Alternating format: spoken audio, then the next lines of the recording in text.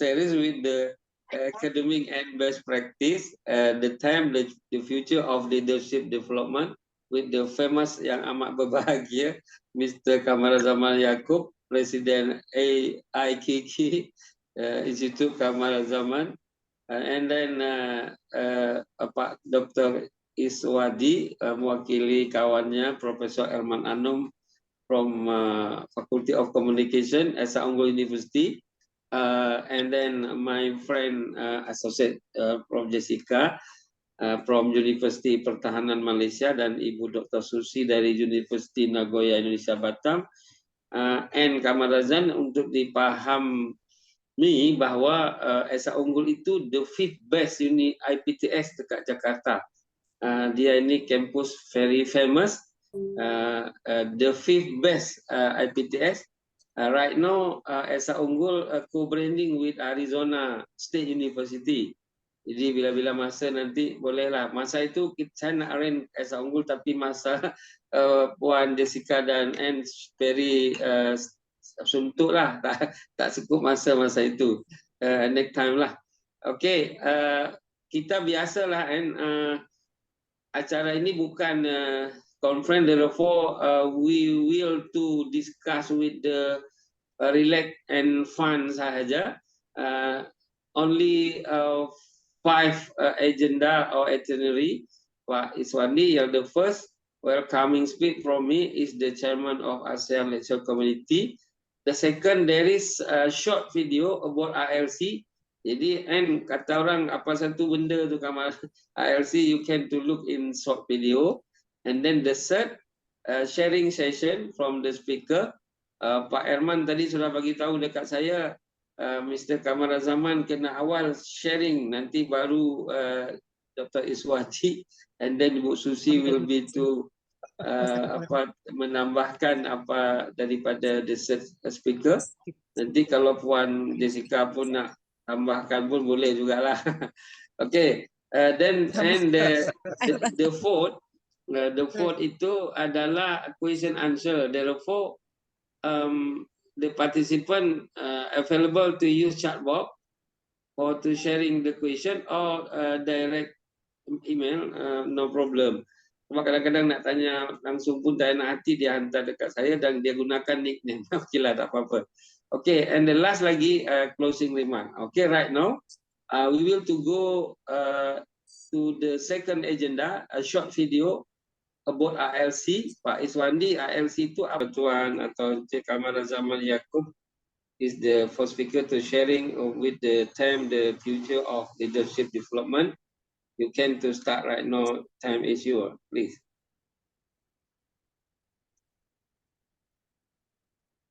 Okay. Sila. Terima kasih Pak Riza dan rakan-rakan pembicara. Thanks to the Pak Riza and organizer invited me to participate in the discussion topik yang telah disebutkan tadi. Izinkan saya berbicara di dalam dua bahasa, bahasa Melayu dan bahasa Inggris. Ada topik yang kita bicarakan, dan di dalam slide saya pun saya tengahkan di dalam dua bahasa, yaitu bahasa Melayu dan bahasa Inggris. Next. Prof Indah tengah setkan dulu ya untuk slides. Ya, Indah Gumilang will be to help you to share the slide. Dia tengah share the slide. Okay, no problem. Ini kunjungan Bapak Perdana Menteri Anwar Ibrahim kemarin ke Jakarta. Silakan. Dalam memulakan bicara tajuk ini, dalam pengenalan itu saya lontarkan soalan. Misalnya, mengapa perlu fikirkan pembangunan kepimpinan di masa depan, sedangkan pemimpin dan kepimpinan terjadi biarpun tidak dibentuk atau ditempa sebelumnya. Jadi ini antara persoalan, apakah pemimpin dan kepimpinan itu perlu dibentuk atau dicanai atau ditempa atau diolah supaya mereka ini bersedia dan mampu menjadi pemimpin di masa depan. Karena kalau kita lihat di segi historical atau history, bahwa sejak zaman feudal masuk zaman moden, demokrat, liberal ke sosialis, komunis ke, kepimpinan yang terjadi itu secara bersahaja mengikut keperluan dan suasana semasa. Jadi kita melihat misalnya Genghis Khan menjadi pemimpin besar dunia. Kemudian kita melihat apakah Trump itu telah desain dari awal atau dibentuk oleh kepimpinan sebelumnya untuk lahir sebagai seorang pemimpin di Amerika. Jadi saya lihat ini terjadi bukan karena diatur, dibentuk secara awal, tetapi keadaan yang membentuk mereka dalam perjalanan politik. Ini saya tumpukan ke arah politik ya, kepimpinan politik dan negara. Begitupun walaupun di zaman feudal, di zaman hari ini pembentukan leaders itu atau kepimpinan itu atau leadership or leaders sebenarnya tidak lari daripada asas atau kerangka yang dari dulunya terhadap misalnya ciri kepimpinan, dimensi kepimpinan, fungsi kepimpinan, gaya kepimpinan, elemen kepimpinan itu terjadi yang secara semula jadi, yang begitupun keadaan-keadaan ataupun sedikit-sedikit latihan membina career ataupun watak mereka menjadi sosok yang menuju ke arah bidang yang mereka masuki itu. Jadi apakah kita perlu mendevelop pemimpin untuk masa depan ini sesuai dengan tajuk kita, iaitu the future of leadership development. Ya, begitupun oleh kerana dunia hari ini menghadapi dua paksi yang besar, sama ada di segi ideologi ataupun di segi penguasaan ekonomi dunia, dan kita utamanya di negara ASEAN ini terkepung oleh dua paksi yang besar ini, iaitu blok Amerika Eropah, blok China dan Rusia di segi ideologi dan pertembungan ekonomi. Maka itu pemimpin masa depan mestilah dibangunkan sesuai dengan globalisasi ataupun perkembangan yang berkembang dari masa ke masa. Sebab itulah kita perlu develop leadership supaya sesuai dan cocok dengan perkembangan masa depan. Okay, seterusnya. Next.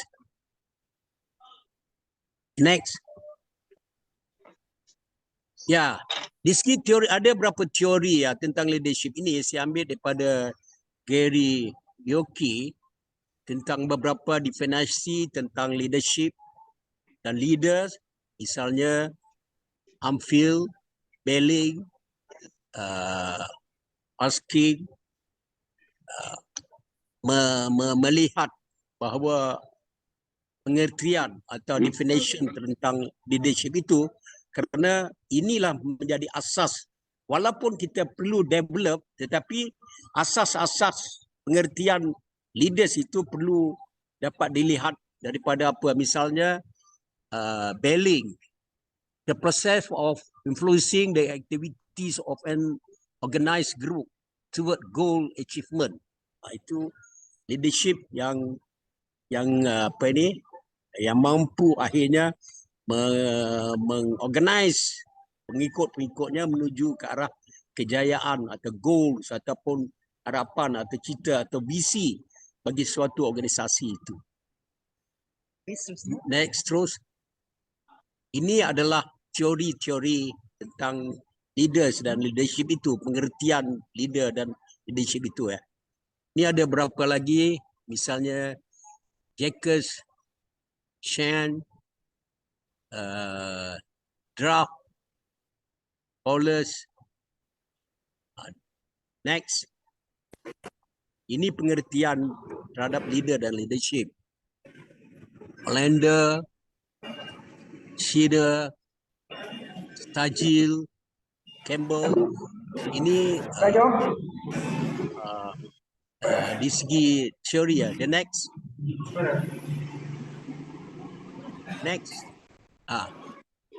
Kepimpinan. Di sini saya membawa pengertian elemen kepimpinan ini.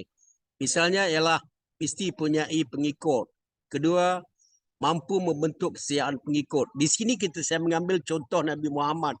Bagaimana dia mampu convince pengikut-pengikut dia supaya berpindah daripada Madinah ke Mekah walaupun menghadapi masalah-masalah di tempat yang baru. Kemudian saya mengambil yang ketiga, elemen ialah kemahiran, keberanian dan membuat keputusan serta bersedia menanggung risiko.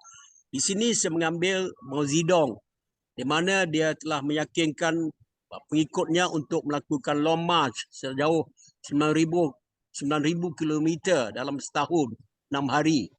Daripada Jiangxi ke Shaanxi, di mana menghadapi krisis-krisis dalam perjalanan. Di sini, elemen-elemen ini, walaupun leaders akan datang perlu dibentuk, tetapi elemen-elemen ini mestilah ada pada leader. Kalau tidak, leader ini tidak mampu dalam menghadapi persoalan-persoalan atau permasalahan yang berlaku di masa depan. The next.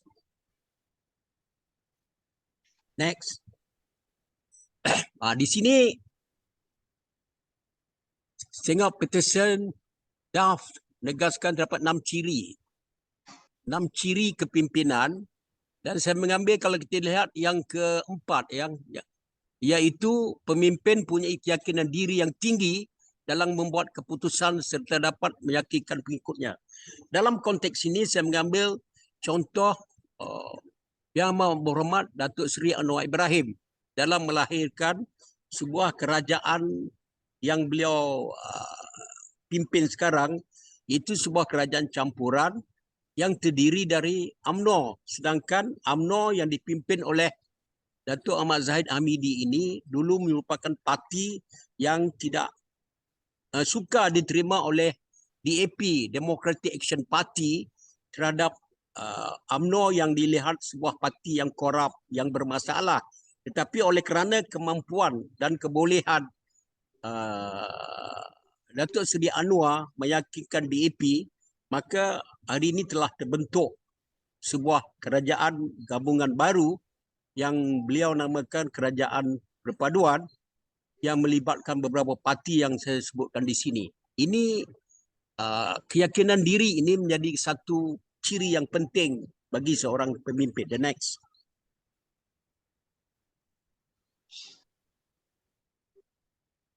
Ya, fungsi.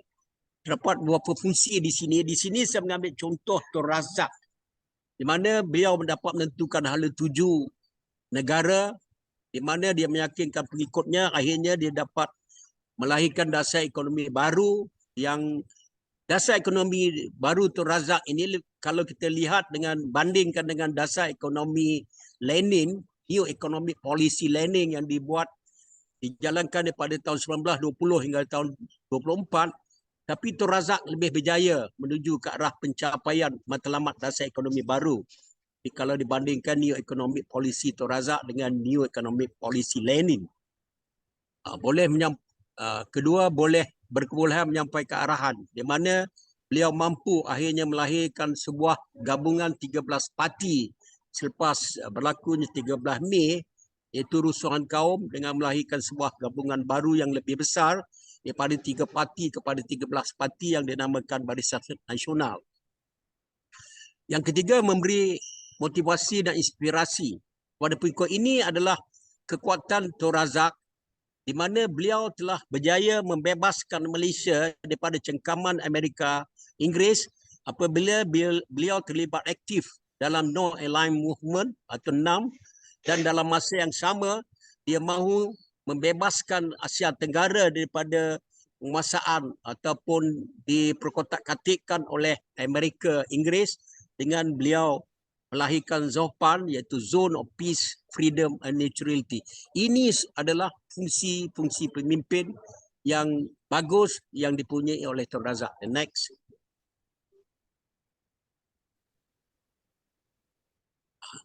Jadi, the future of leadership designed to lead. Ada beberapa persoalan di sini yang dihasilkan oleh Georgette Sinati. Di dalam penulisannya dia menimbulkan beberapa persoalan yang perlu dilihat dan dikaji. Misalnya, what kind of leaders would the future require to build tomorrow's talents? Dia beri saya melihat perkara yang keempat, iaitu innovative, collaborative and adaptive. 3 perkara yang dilontarkan ini memang sangat cocok, di mana untuk melahirkan leader di masa depan, maka mestilah leader itu mampu dibentuk supaya dia inovatif, dia kolaboratif dan adaptif. Iaitu inovatif, dia boleh collaborate dan boleh adaptif, penyesuaian dengan keadaan semasa. Dan seorang pemimpin yang masa depan ini mestilah yang strategik dan saksama. Maknanya dalam konteks 2 perkara ini, bermakna beliau mengikut Georgette Sinati bahawa 2 perkara ini adalah penting selain daripada perkara-perkara yang pertama dan yang terakhir itu. Untuk leaders masa depan, kerana masyarakat yang multicultural, kerana environment dunia sangat luas, dunia sampai sepadat, globalisasi ini telah dunia menuju ke arah itu dan berada dalam konteks itu, maka perkara-perkara ini perlulah ada kepada leaders pada masa depan, dan leaders ini istilah dibentuk mengikut kesesuaian pada masa depan. The next.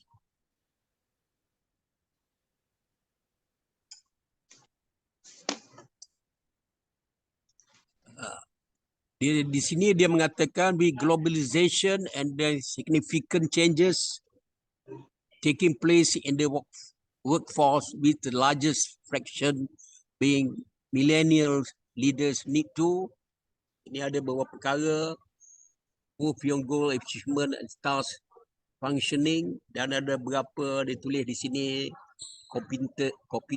competence, assertiveness, incisiveness, dan ini perkara-perkara yang perlu dilihatlah untuk disesuaikan dengan globalization bagi next leaders. Next.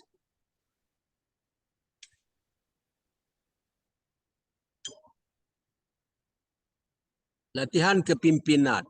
How leadership training should be conducted. Jadi untuk membina leadership atau kepimpinan, leader atau pemimpin ini, dalam keadaan kini perlu adanya training ataupun latihan, di mana bukan saja latihan, tetapi bagaimana latihan itu boleh dilakukan, boleh dilaksanakan, supaya misalnya training must be designed with the understanding that individuals are all different, and we all learn differently and at different paces. Maknanya, oleh kerana dunia dan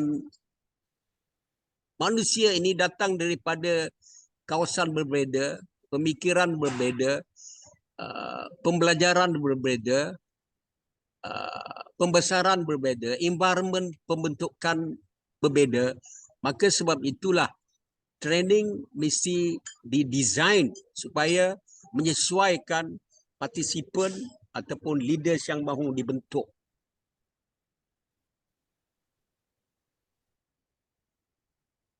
Inilah antara yang penting. Kemudian leadership training is important in order to develop future leaders who will make our society thrive and our world sustainable. Maka itu leaders perlulah melalui training ataupun latihan-latihan yang perlu disesuaikan untuk menjadi seorang pemimpin ataupun kepimpinan di masa depan. Why the training is conducted is important because people consume and process information differently, and integrative experiential training approach with focused coaching that delves into leadership gaps will help considerably. Okay, the next.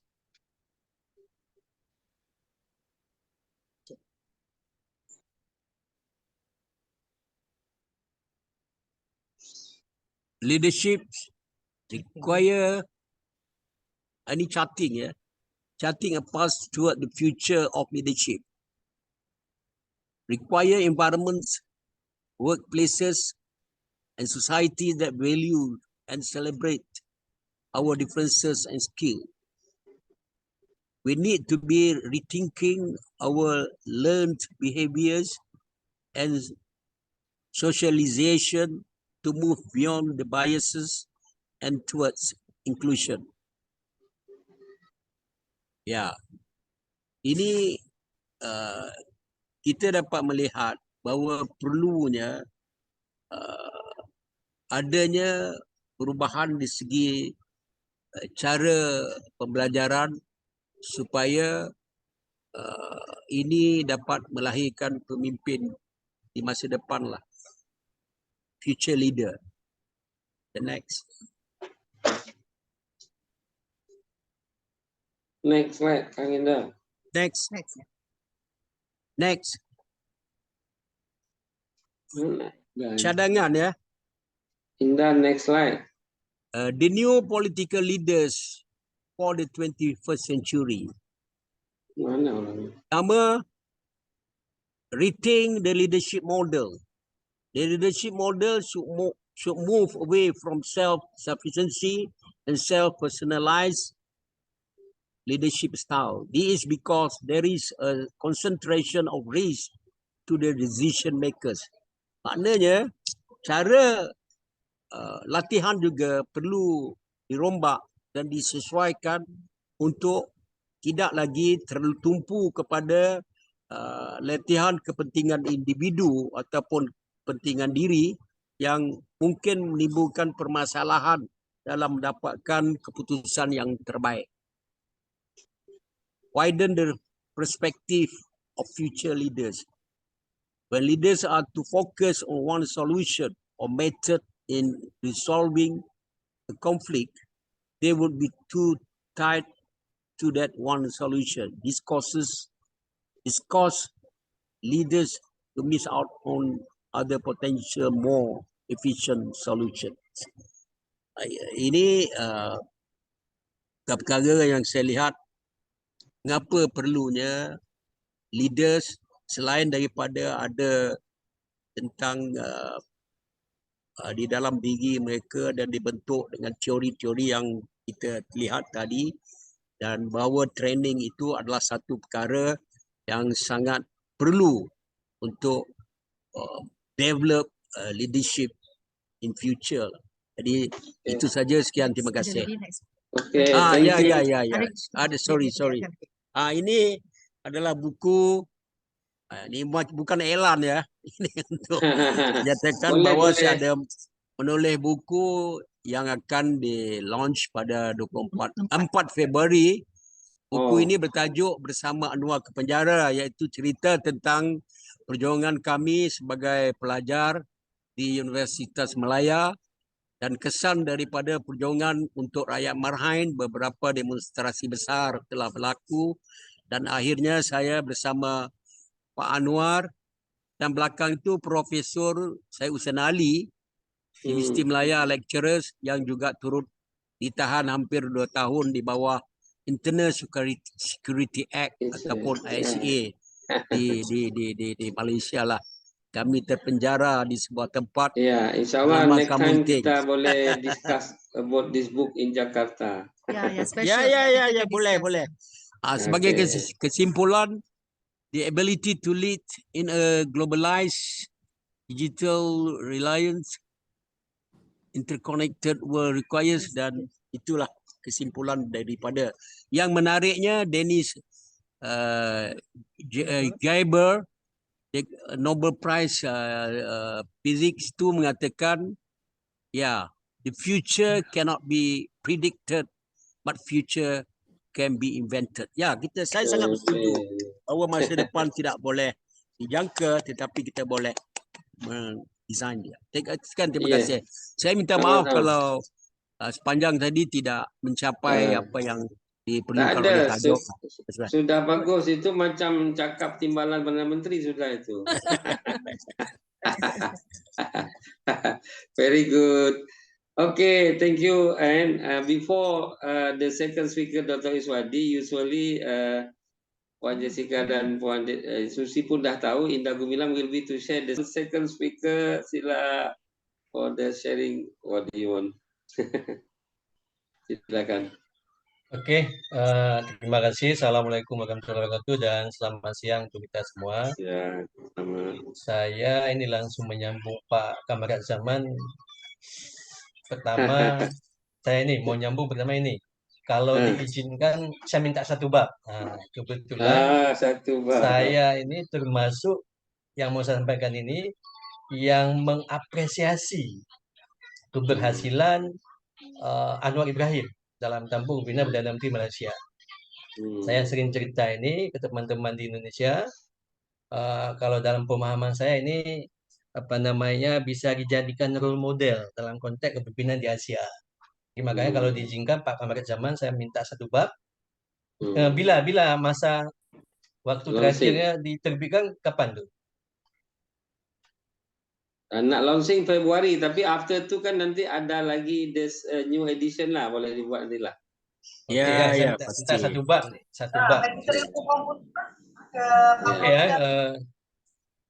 Pak moderator, itu saya diganti itu ya. Betul, Pak Herman Anom, terima kasih Bapak lagi. Iya. Nanti saya mendengar saja. Kalau nanti tambah sikit-sikit lah. Ya. Kalau mau buku tu bagi saya alamat, saya hantar saja ke Indonesia. Ke Jakarta lah. Saya hantar ke Jakarta. Pergi ke Jakarta. Saya pergi ke Jakarta bawa buku bagi kawan-kawan. Ya, nanti kita mau bedah buku itu. Nanti Pak Herman Anom akan menjadi pembedah pertama nanti. Boleh. Saya yang bedah sama Pak Iswadi. Iya, boleh kita buat. Boleh, atur saja. Esa Unggul boleh lah. Dari mana atur saja saya ke Indonesia dengan Ibu Jessica. Oke, right. Terima kasih. Ini Prof. Kamarat Zaman adalah ajang profesor dari Alpha University Malaysia. Jadi dia membagi kepada juniornya Dr. Iswadi karena dia lagi examiner tesis. Oke, sila Dr. Iswadi lanjut tadi. Oke, lanjut ya. Jadi saya mau sampaikan tadi udah sampaikan ke Pak Anom, mohon maaf saya tidak siapkan slide karena mendadak. No problem. Ya, tidak masalah. Jadi saya melanjutkan tadi, saya termasuk salah satu kalau di Indonesia dia mengagumi kepemimpinan dalam konteks dalam tanda kutip lagi ya, kepemimpinan Anwar Ibrahim di Malaysia walaupun baru. Tapi di samping saya mengapresiasi, saya memberikan sebuah tantangan karena begini, pengalaman kepemimpinan kebetulan saya juga besar di aktivis mahasiswa. Jadi benar sampaikan tadi, aktivis mahasiswa. Kadang-kadang begini, ketika oposisi, kita bisa sampaikan apa saja. Tapi ketika kita berada di lingkaran kekuasaan, kadang kita nggak bisa buat apa-apa. Nah, itu maksud saya yang sampai tantangan tadi. Tapi apresiasi, apa yang saya apresiasi? saya mempelajari Malaysia itu dari lama, seperti sampaikan tadi di awal, konsisten. Karakter Anwar Ibrahim itu yang saya kagumi. Karakter dia yang konsisten. Karena mohon maaf di Asia ini kita cari pemimpin yang konsisten agak langka ya, kalaupun ada langka. Jujur saya sampaikan langka. Jadi Anwar Ibrahim masuk penjara, keluar penjara, tapi dia tetap konsisten pada perjuangannya. Sehingga hari ini dia bisa mencapai puncak, yaitu jabatan Perdana Menteri Malaysia. Akan tetapi ada satu tantangan yang paling besar ketika kita punya kekuasaan. Tugas pimpinan itu bagaimana kita meyakinkan parlemen, kan bahasanya gitu. Tapi saya baca kemarin tuh waktu dia di Indonesia, ada yang menarik emang. Jadi selain ekonomi, Pak Anwar Ibrahim akan prioritas ke manusia, pembangunan manusianya. Itu bagus. Dari segi rencana udah bagus. Tapi kan diperlu keahlian, kemahiran, bagaimana meyakinkan parlemen. Nah, beliau kemarin sudah ketemu Pak Jokowi. Ketemu Pak Jokowi, setelah ketemu Pak Jokowi katanya ada tip yang baru. Tapi saya tetap dalam konteks apresiasi tadi, agak sulit begini. Sebagai contoh di Indonesia, kita sampaikan padanya itu rahasia umum. Ada partai oposisi tapi rasanya koalisi. Kita nggak sebutkan, itu karena etika ya. Kadang-kadang di satu sisi kita beroposisi, tapi di sisi lain di bawah meja itu koalisi. Nah itu yang saya masukkan perbandingan tadi ya. Tapi kalau Pak Anwar Ibrahim kan tidak. Dia konsisten melakukan oposisi dari pertama sampai hari ini udah sampai puncak kekuasaan. Itulah yang saya masukkan langka. Sebagai contoh kalau di Indonesia kita bandingkan PDI Perjuangan itu oposisi cuma 10 tahun zaman SBY. 10 tahun di Indonesia sang oposisi bisa mencapai puncak kekuasaan. Kenapa Pak Jokowi menang? Kan begitu. Sederhana saja. Mungkin sama case-nya Malaysia. Kalau UMNO ya, Golkarnya katanya korup dari sana. Ketika zaman PDI Demokratnya Pak SBY zaman itu banyak kasus korupsi, banyak yang ditangkap KPK, akhirnya PDI Perjuangan yang oposisi cuma 10 tahun, akhirnya bisa mendapatkan kekuasaan. Kekuasaan udah dicapai hampir 10 tahun. Kan begitu, apa yang udah dikerjakan, makanya bahasanya gini, manusia mulia itu karena karya, bukan karena jabatan. Karya itu apa yang diwarisi. Nah, makanya mungkin ada suatu tantangan yang saya sampaikan tadi, kita akan menunggu kalau Malaysia, apa yang akan diwarisi oleh Pak Anwar Ibrahim selaku Perdana Menteri Malaysia. Dalam konteks karakter, kita mengapresiasi. Saya berdoa, walaupun saya orang Malaysia, supaya tidak berubah. Kadang-kadang karakter ini kan ketika kita berada di luar, kita ceritanya pembangunan A, pembangunan B, pembangunan C. Tapi ketika kita berada di puncak kekuasaan, kadang-kadang kita lupa daratan ya kalau bahasa ini. Tapi saya yakin dan percaya Pak Anwar Ibrahim usianya udah 75. Saya yakin beliau di usia-usianya yang ini, kemarin kan kalau bahasa Gaza sempat bukan dikibulin, kalau bahasa saya itu sabar. Maka saya bilang konsisten. Janjinya sama Pak Perdana Menteri Pak Mahathir, maka saya sampaikan saya ikuti. Bagi-bagi kekuasaan dalam tanda kutip 2 tahun, tapi ternyata tidak dipenuhi ya, sehingga tapi beliau tak sabar sehingga mungkin rakyat Malaysia, bukan hanya rakyat Malaysia ya, parlemen di Malaysia juga begitu.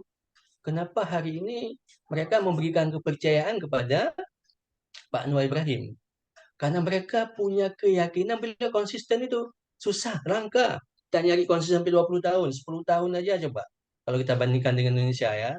Dengan Indonesia terlepas dengan alasan apapun, setelah bersanding, tiba-tiba masuk, tapi nggak konsisten oposisi. Kalaupun oposisi, betul sampaikan tadi, kita oposisinya yang sehat.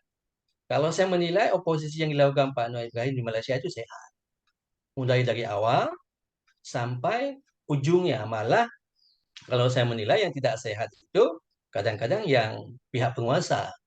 Ada beberapa kasus memang ya yang kalau dalam konteks ya, sodomi dan lainnya lah, macam-macam lah. Namanya penguasa kan bisa buat case ya, bisa buat kasus sehingga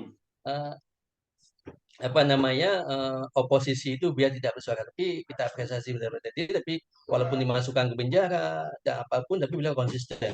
Itu satu ya. Kemudian yang berikutnya, kalau kita bandingkan dengan Indonesia ini 10 tahun PDI Perjuangan beroposisi, tapi dia sampai ke kekuasaan. Tapi hari ini Indonesia kan mau pilpres juga, sama dengan Malaysia. Tapi kita bukan belum muncul, moga-moga ada yang konsisten dalam koalisi ada. Misalnya sebagai contoh ya, sebagai contoh hari ini Golkar, kalau di Indonesia Golkar tetap konsisten berada di dalam pemerintahan. Golkar itu tidak munafik kalau bahasa saya. Artinya walaupun mungkin ada orang lain menilai begitu, kan kata dia jelas berdirinya di mana itu jelas. Artinya Partai Golkar selalu menyatakan kita melanjutkan program Pak Jokowi, kan jelas itu. Artinya mencari pemimpin yang begitu yang sulit ini, yang 9 langkah, yang jelas karakternya.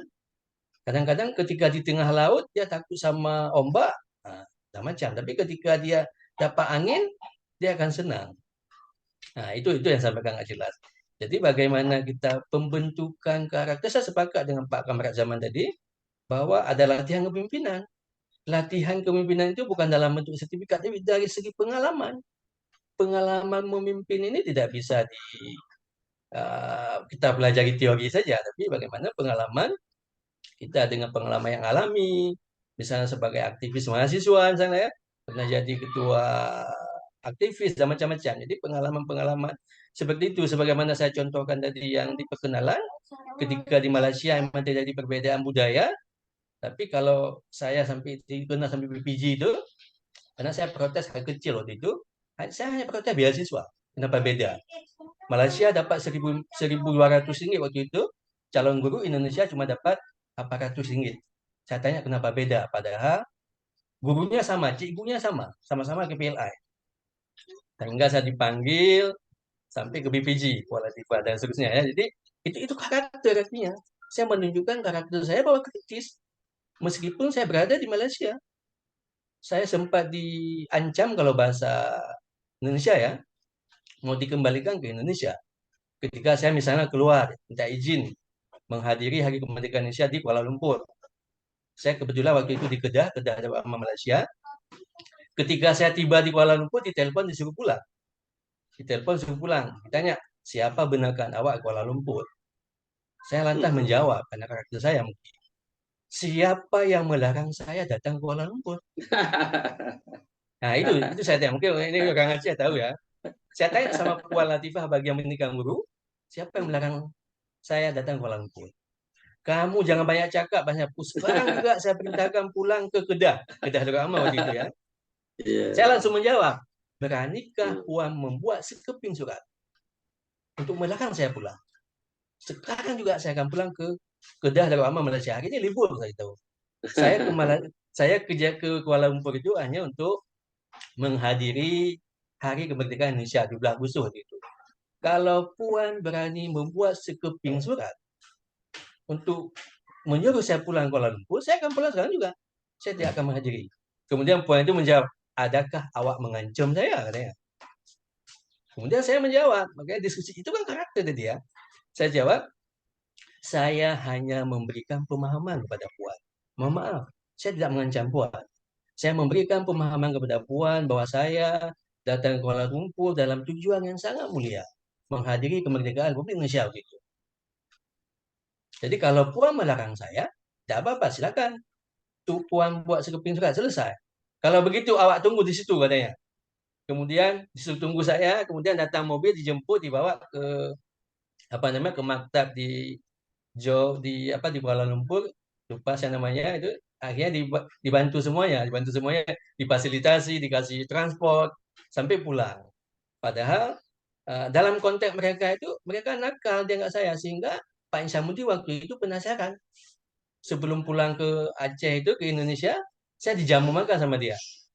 Dijamu makan cuma ditepuk di sini, belajar yang rajin katanya.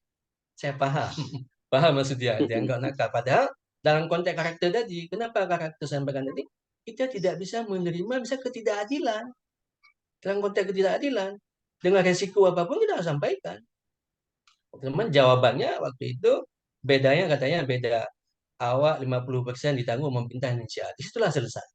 Ketika mereka menjawab 800 ringgit itu dari Malaysia, sisanya 700 atau 50% lagi dalam MOU ditanggung oleh pemerintah Indonesia. Oke, selesai saya gitu. Saya tidak akan tanya lagi kalau udah punya jawaban. Sehingga waktu itu saya ubah pemerintah Indonesia, saya minta, cuma kalau waktu setahun nggak cukup ya. Artinya apa? Kita kembalikan konteks kepemimpinan tadi. Memang kalau kita bandingkan, memang pendidikan di Malaysia agak tertib ya. Terus terang aja, agak tertib. Kemudian sampai hari ini, saya nggak tahu informasi terakhir masih ada nggak guru yang pengangguran. Kalau di Indonesia guru honor itu banyak. Kalau di Malaysia namanya guru sandaran zaman saya di situ. Guru sandaran itu, guru honor di Indonesia, satu pun muncul di televisi Indonesia dia masalah. Satu aja di Malaysia ada guru honor atau guru sandaran zaman tahun 2006 itu. Jadi pemerintah Malaysia merasa malu. Sehingga langsung. Jadi kalau dalam pemahaman saya pendidikan di sana kalau zaman dulu, hari ini saya nggak berkunjung, bila-bila kita kunjung lagi, itu berdasarkan apa namanya lapangan kerja dibentuk. Kalau itu bisa jalankan itu kan bagus. Artinya tidak ada guru honor, guru selesai di maktabnya langsung diangkat menjadi guru. Itu suatu nilai yang bagus. Tapi kan berbeda dengan dalam konteks Indonesia. Kalau Indonesia kan sarjananya banyak, kemudian sekolah banyak, tapi ya guru honor juga banyak dalam konteks itu ya. Jadi kesimpulannya apa yang mau disampaikan bahwa kita mengapresiasi memang puncak yang dicapai oleh Pak Anwar Ibrahim dengan segala riak yang cukup besar menurut saya, bukan kecil, riak yang cukup besar, ombak-ombak yang cukup besar berhasil beliau lewati. Tapi saat ini beliau berada di puncak, saya Dr. Iswadi menantang beliau membuktikan. Untuk membuktikan artinya apa? Buktikan dalam karya. Kita nggak bicara karya.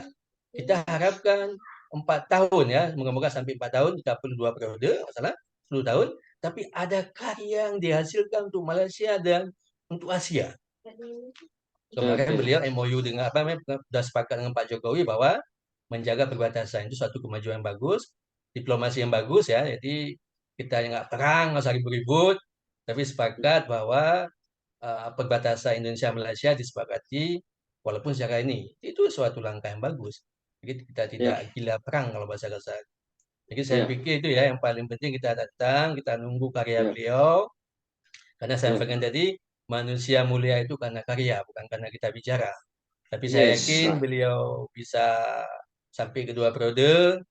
Kalau beliau bisa melakukan karya yang bagus, ya insya Allah ya. Jadi saya itu makanya Pak Kamarudin Zaman mungkin sama timnya itu saya sampaikan salam saya.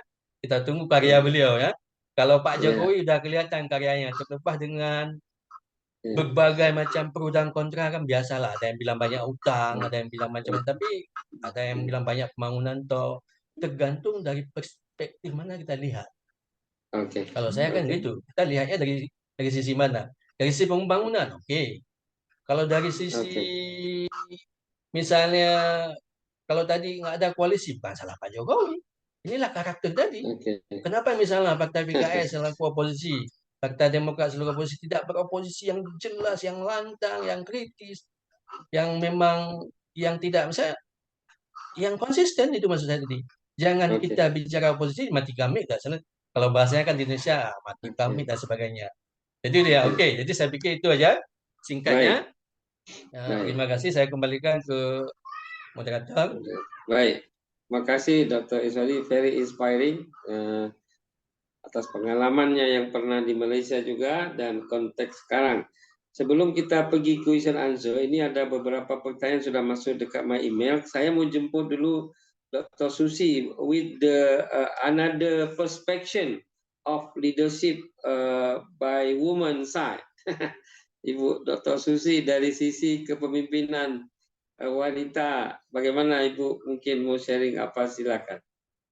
Selamat datang Dr. Wawan dari Universiti Islam Kediri, Jawa Timur. Join dengan kita. Itu ada Dr. Mardaleta juga. Terima kasih Pak. Ya, ini apa Kamarudin Zaman, orang yang punya rokok gudang garam dari Kediri. Jadi Dr. Wawan. Oke, Dr. Susi. Iya, silakan. tapi ini posisi nggak di Kediri, Bro. Oh ya, right. No problem. Oke, Dr. Susi kena pergi insight. Silakan Bu. Baik, terima kasih Pak Reza. Alhamdulillah tadi sudah luar biasa ya dari Pak Kamarazaman Yakob juga menjelaskan ya ada beberapa tipe pemimpin dan contoh-contoh pemimpin. Begitu juga dari Pak Iswadi itu contoh-contoh pemimpin secara nasional di Indonesia, di Malaysia ya. Tadi saya diminta untuk kepemimpinan perempuan. Memang kalau untuk perempuan ini masih terbatas ya, masih tendensi, masih dibilang kita masih memenuhi kuota 30% secara nasional maupun internasional. Nah, memang di mana perempuan sendiri itu tidak terlepas meskipun kita menjadi pemimpin di suatu organisasi, di suatu kegiatan atau di suatu posisi kita di profesi kita, kita tetap tidak terlepas daripada kepemimpinan seorang pria ya, kepemimpinan dari Bapak ya, memang contoh di agama kita memang Nabi Muhammad gitu ya. Nah, kalau di Indonesia memang kita lihat itu Bu Megawati ya, contoh pemimpin yang sampai kepada menjadi presiden ya di Indonesia. Nah, itu udah luar biasa istilahnya. Ternyata wanita juga bisa berkontribusi untuk negara, untuk sebagai contoh suatu pemimpin yang bisa menjalankan karakternya, bisa berlaku adil, bisa berlaku visioner, demokratis, dan strategis untuk berbicara tentang kebutuhan-kebutuhan dan kepentingan-kepentingan negara dan juga kepentingan masyarakat. Mungkin itu yang bisa saya sharingkan. Kalau tokoh wanita memang hanya bisa jadi pemimpin meskipun terbatas. Silakan mungkin ada juga Bu ini baik Bu Susi, bagus sekali. Ibu Susi mengingatkan saya remind N Kamarazaman dan Puan Jessica di Indonesia ada policy supaya parlemen members itu diharapkan 30% itu dari women. Tapi sampai sekarang kuota itu belum lagi boleh terpenuhi oleh karena masih limited. Tapi so far so good lah. Before go to question answer, Puan Jessica ada nak tambah sikit banyak nanti, tapi saya undang dulu Dr. Mardaleta Nasir ini apa Pak? Mungkin 2-3 menit Bapak mau insight, tapi saya belum familiar lagi Bapak. Mungkin dari Batam juga atau bagaimana? Silakan Pak.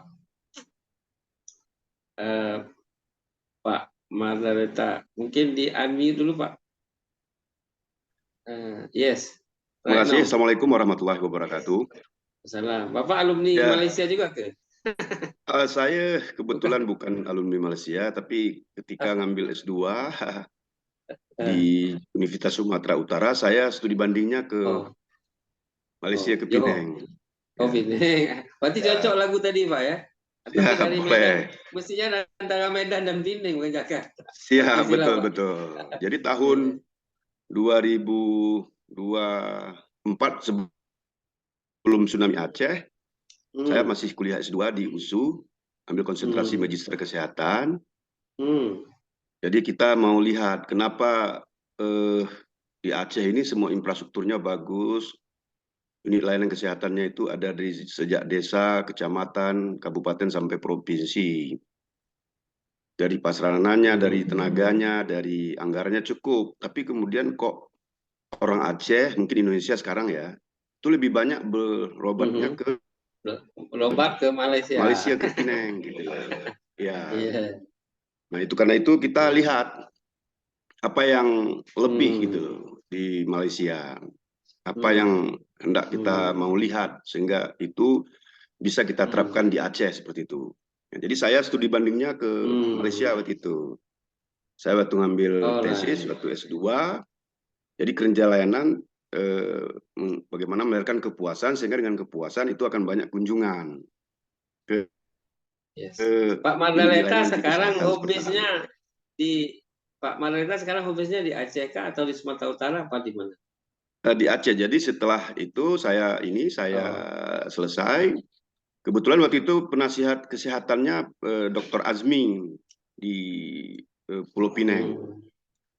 Jadi saya balik dari Malaysia, kebetulan juga diberi amanah oleh pemerintah kabupaten waktu itu sebagai penasihat kesehatan juga, kepala dinas kesehatan. Jadi ada berapa lama menjadi penasihat kesehatan, terus kepala badan perencanaan, terus juga kepala badan pertambangan dan energi. Jadi ada 4 lah penasihat gitu. Baru terakhir ngambil S3 di Unsiah. Jadi programnya akuntansi sektor pemerintah, akuntansi sektor publik. Itu konsentrasi saya. Sektor publik ya, kira. Ya, betul. Jadi kalau bicara pemimpin, saya pikir Pak Teguh Reza, saya kira ke depan itu sebetulnya masih relevan sebetulnya kepemimpinan ditawarkan oleh Al-Quran dan Hadis sebetulnya. Itu masih relevan sampai hari ini gitu loh. Jadi kenapa dulu, mohon maaf, dulu Malaysia itu sering belajar ke Indonesia tahun 65 atau 66 gitu. Tapi hari ini kebalik kan, justru Indonesia belajar ke Malaysia. Apa yang menarik di Malaysia? Karena itu salah satunya itu tadi, dia menerapkan kepemimpinan seperti tadi itu. Omongannya itu sama, cakapnya sama dengan yang dilakukan gitu. Di Indonesia, bahkan di Aceh, itu yang terjadi hari ini. Nggak sama cakap dengan apa yang dilakukan gitu. Makanya kalau kita rujuk pada Al-Quran dan Hadis, itu ada 7 setidaknya kriteria pemimpin itu. Pertama, takwa. Yang kedua, dia harus orang yang berilmu, berpengetahuan, atau dia dengan sendiri dia punya kemampuan. Yang ketiga, dia tentu seorang yang bertanggung jawab. Yang keempat, dia amanah. Yang kelima, dia adil. Yang kelima, 6 berani. Dan 7, dia sederhana. Kalau itu diterapkan, sesungguhnya nggak ada masalah, nggak ada krisis kita di kepemimpinan. Mau di dunia, maupun di tingkat negara masing-masing, termasuk kami di Aceh gitu. Jadi hari ini yang saya lihat, kenapa kita tertinggal di situ. Jadi Malaysia saya lihat waktu saya studi banding ke Jerman sekalipun, itu sama dengan Malaysia, dia ngomongnya itu sama dengan yang dilakukan gitu. Jadi soal-soal keteladanan, soal-soal sama antara ucapan dengan apa yang dilakukan, itu yang sangat jauh gapnya gitu. Baik. Kalau ke depan, pemimpin yang kita butuhkan yang seperti itu. Baik. Jadi kalau dia sudah punya, masih bisa ya Pak? Habis waktunya. 1 menit lagi boleh. Oke. Jadi itu. Jadi kalau di Aceh juga ada misalnya seperti yang digambarkan oleh Pak Dr. Iswadi misalnya terkait Anwar Ibrahim. Di Aceh juga ada AM Fatwa misalnya. Mereka konsisten juga gitu. Tapi kadang-kadang kan lingkungannya kan tidak mendukung gitu. Nah, jadi sekali lagi ke depan kita butuh pemimpin yang visioner itu, pemimpin yang pluralis itu adalah yang ke-7 tadi itu setidaknya gitu. Jadi kalau dia memiliki ke-7 ini, soal kolaborasi, soal koordinasi, soal integritas, soal macam-macam itu sudah termasuk dalam itu gitu. Jadi waktu saya sebagai penasihat perencana pembangunan atau perencana penganggaran di Aceh, itu kita terapkan. Koordinasi itu memang sesuatu yang mudah diucapkan, tapi sesungguhnya sangat sulit dilakukan. Tapi sesungguhnya kalau koordinasi ini dikembangkan, itu akan terjawab soal kolaborasi, soal bagaimana kita mengimplementasi antara perencanaan penganggaran atau perencanaan pelaksanaan dan pengawasan. Itu selesai dia Pak Teguh Reza. Jadi saya berpikir bagaimana kita kembali kepada konsep Al-Quran dan Hadis. Dan itu sebetulnya nggak kalah dengan kepemimpinan yang dibuat oleh negara-negara modern, Eropa ke Amerika gitu. Kadang-kadang ada juga kadang-kadang menghilangkan sejarah bahwa seolah kepemimpinan Barat atau Amerika itu lebih baik, padahal ada sejarah yang ditutupi gitu loh. Apa yang menjadi kepemimpinan dalam dunia Islam itu seperti Ibnu Khaldun misalnya, seperti Abu Bakar misalnya, seperti jauh sebetulnya daripada Aristoteles atau apa dan sebagainya gitu. Cuma tidak dimunculkan gitu. Ada sejarah yang dipenggal kemudian seolah-olah pemimpin Barat atau Eropa atau Amerika itu yang baik, pada sesungguhnya belum tentu. Mungkin demikian. Terima kasih. Assalamualaikum warahmatullahi wabarakatuh. Salam. Jadi Encik Kamarazaman dan Puan Jessica ini tambah kawan baru dari Aceh. Jadi nanti bila perlu buku itu boleh dibedah dekat Aceh juga. Siap. Dekat Universiti Syahkuala. Siap.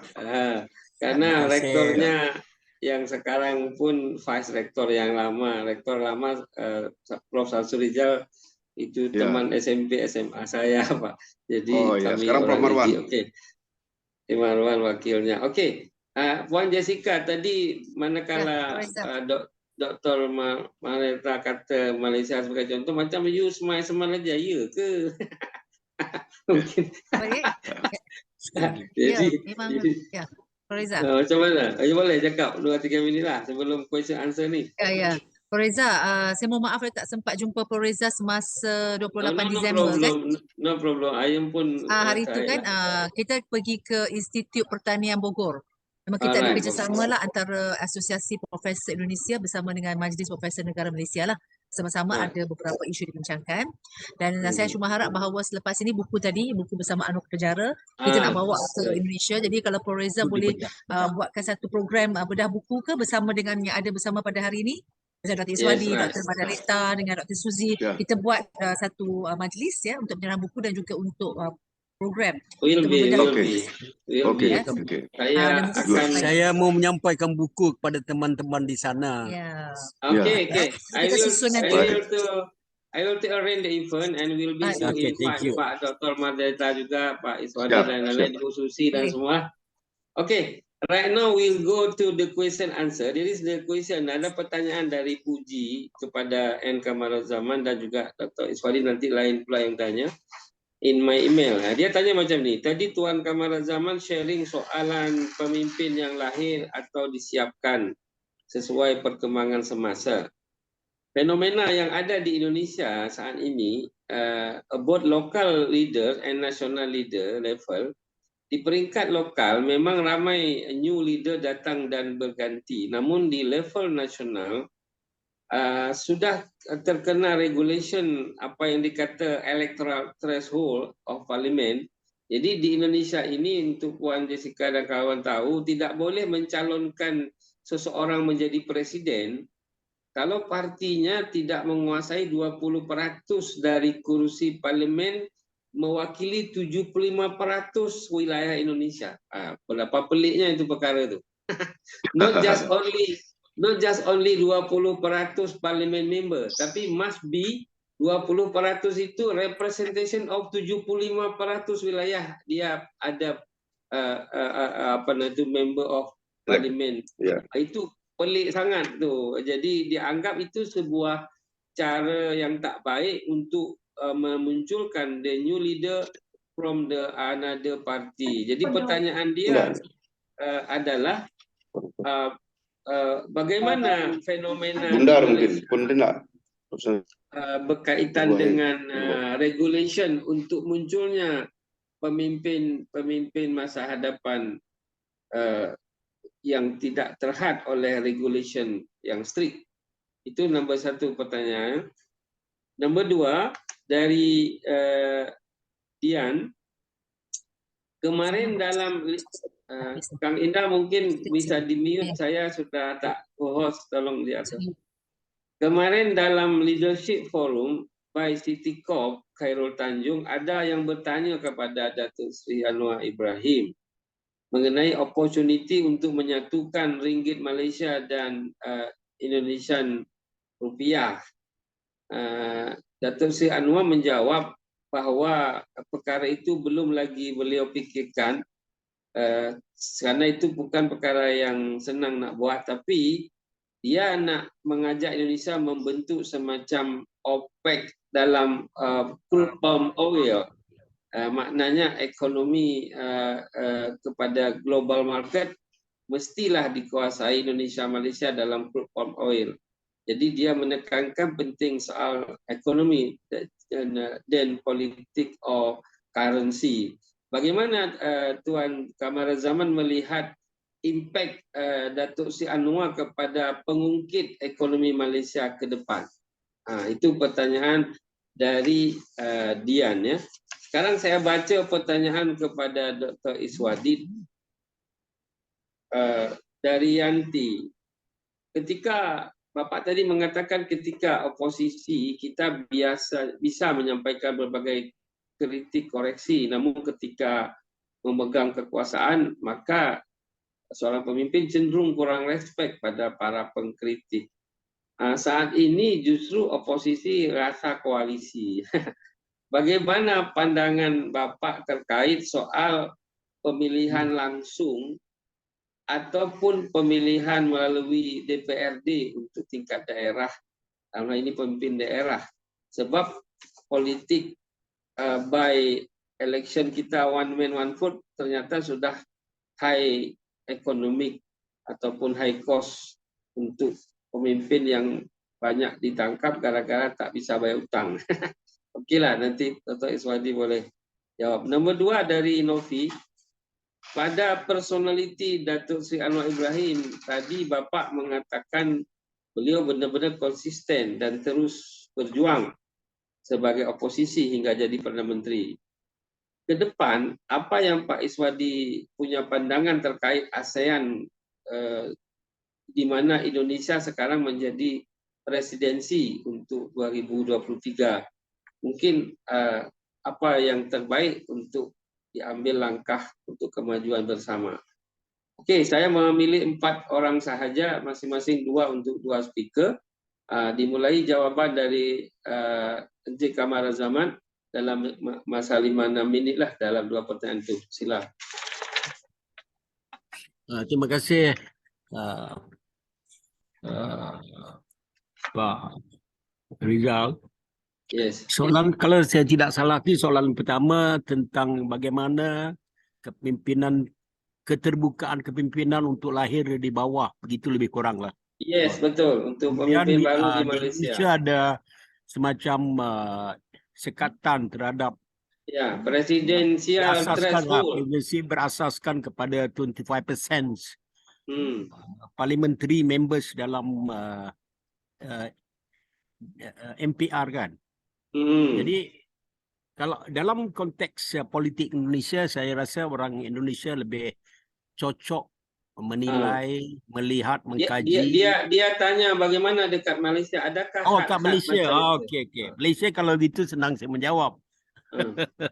Dia tanya perkara itu, compare Indonesia tadi, dia tanya bagaimana pula dekat sana. Malaysia dia parliamentary demokrasi parliamentary dia agak terbuka, di mana mana-mana saja parti politik yang didaftarkan dengan pertubuhan di bawah Kementerian Dalam Negeri boleh melakukan apa saja terhadap kepentingan partinya, dan dia boleh melibatkan diri di dalam pilihan raya. Dan dalam konteks pilihan raya Malaysia ini, sama ada seseorang itu boleh melalui parti atau dia boleh sebagai independen ataupun bebas yang tidak ada parti. Bagaimanapun, untuk menjadi Perdana Menteri di dalam perlembagaan Malaysia, dalam perkara 40/1 mengatakan seorang ahli Dewan Rakyat yang pada hemat yang di Pertuan Agong mendapat kepercayaan majoriti ahli Dewan. Mana untuk menjadi Perdana Menteri di Malaysia, Malaysia ni ada dua dewan. Satu Dewan Rakyat, iaitu ahli-ahli yang dipilih melalui pilihan raya, yang dinamakan di sini ahli Dewan Rakyat, yang dipanggil yang berhormat. Satu lagi Dewan Senat yang dilantik oleh setiap warga negeri, wakilnya 2 orang, dan selebihnya adalah di federal ada 69 orang. Okey. Jadi di dalam parti itu sendiri ada kebebasan untuk naik ke atas lah, daripada bawah sampai ke Central Committee, daripada Central Committee pilihan raya, dan biasanya pemimpin parti menjadi Perdana Menteri, kecuali yang tidak pernah berlaku di mana Datuk Ismail Sabri, Perdana Menteri ke-9 itu bukan daripada Presiden Parti, kerana itu permasalahan-permasalahan yang berlaku di dalam pertukaran kerajaan yang pada penggal Parlimen ke-14 yang lepas. Di dalam parti, saya percaya mana-mana parti lah, Indonesia ke, di Malaysia ke, kepimpinan ini biasanya dia lebih terikat dengan permainan politik, di mana membunuh. Kalau ada potensial daripada bawah, biasanya dia pun macam harimau, bapa harimau lah. Mana potensial anak jantan harimau dimakan. Itu juga dalam politik di Malaysia. Sebab itulah kalau kita lihat krisis 98, di antara Pak Anwar dengan Tun Mahathir. Di mana di masa 1998 itu, Pak Anwar merupakan seorang tokoh yang sangat berpengaruh di dalam politik UMNO pada masa itu dan sudah mengancam kedudukan Mahathir.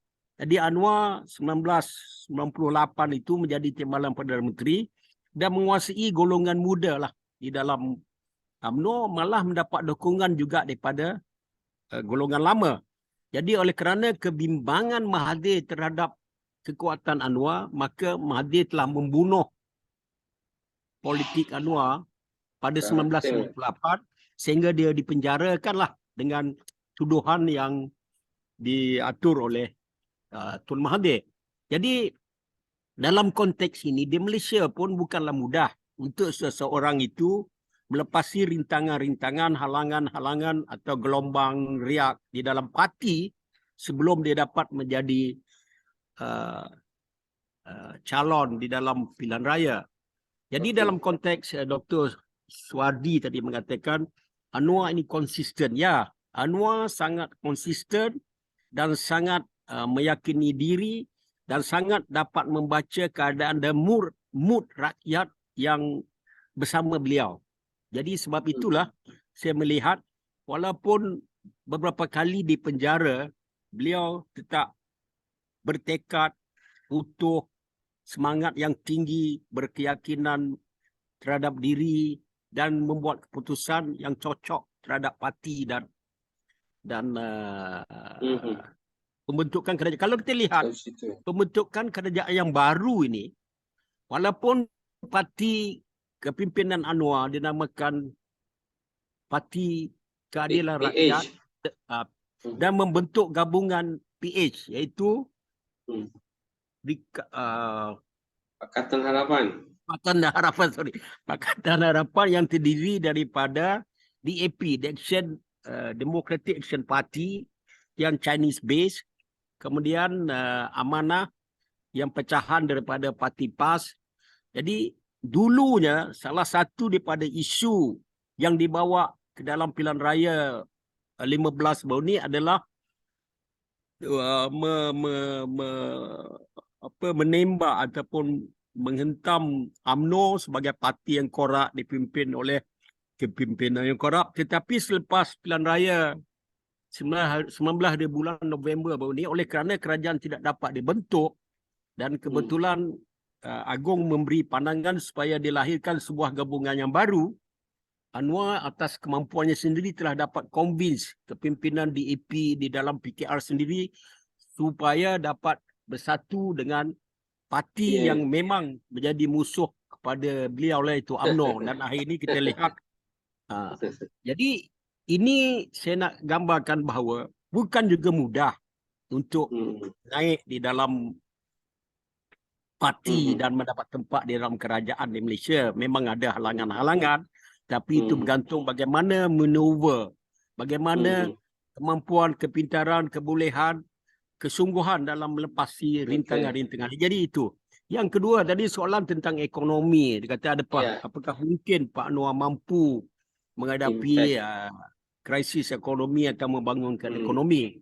Oleh kerana Malaysia ni sebuah negara yang kecil dan tertakluk kepada permainan ekonomi dunia, pertembungan ekonomi dunia dan mengikut pola ekonomi dunia, dan difahamkan tahun ini akan menghadapi krisis ekonomi yang besar, walaupun mungkin bukan krisis agung ataupun krisis besar ekonomi, tapi difahamkan satu krisis ekonomi yang besar.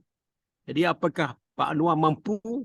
Itu saya tidak dapat menjangkakan, tetapi ramalan mengatakan sukar untuk menghadapi krisis ini, untuk membendung kenaikan harga barang, bagaimana untuk mengisi perut rakyat supaya sempurna. Itu saya rasa kena tunggulah. Tapi trend yang ada sekarang masih tidak menampakkan kemampuan beliau untuk mencapai kenaikan harga barang. Kerana ini bergantung dengan suasana ekonomi dunia. External factor.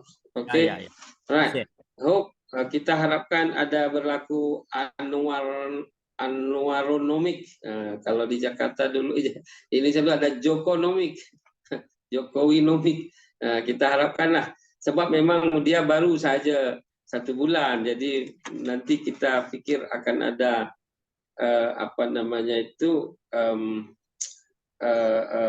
multiplier effect daripada perpaduan. Jadi kalau Dr. Iswadi pasti yakin tuh loh Pak Anwar bisa berbuat.